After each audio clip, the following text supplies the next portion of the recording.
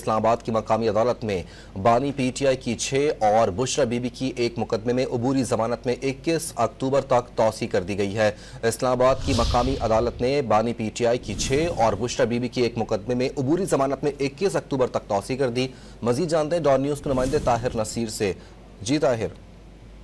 जी देखिए, इस्लामाबाद के additional session जज मोहम्मद अफजल मजोका ने बानी पीटीआई की 6 मुकदमात और बुशरा बीबी की एक मुकदमे में जमानत कबल अज गिरफ्तारी की दरखास्तों पर समाअत की। दौरान समाअत जायद बशीर एडवोकेट अदालत में पेश हुए। उन्होंने मौकफ अपनाया कि सीनियर कौंसल लाहौर में दीगर केसेस में मसरूफ है। सुलेमान सफदर आज अदालत पेश नहीं हो सकते। अदालत समाअत मुलतवी करे।